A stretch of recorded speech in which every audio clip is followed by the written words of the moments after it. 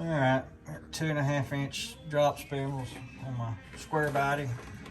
I think these are Maxtracs suspensions.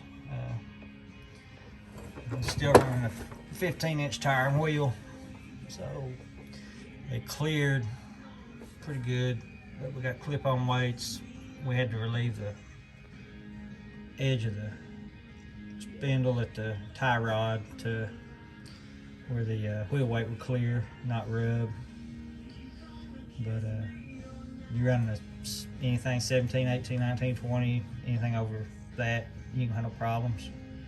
Or you can put stick-on weights on the inside of the wheel. You should have, there's plenty of room there for them.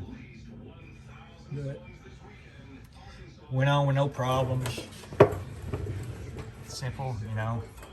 Had them done probably in about 30 minutes, and did, you know, using just hand tools.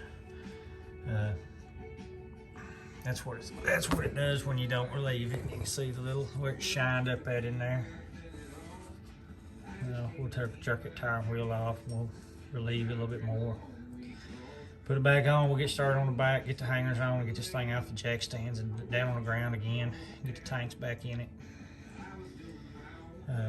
Only thing I had to do, we had to tweak this line, the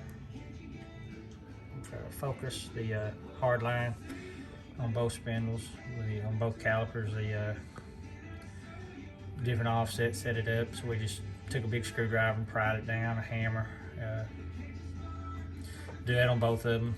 Other than that, you have no problems. As long as you don't kink that line, you'll be all right. Ain't no issues.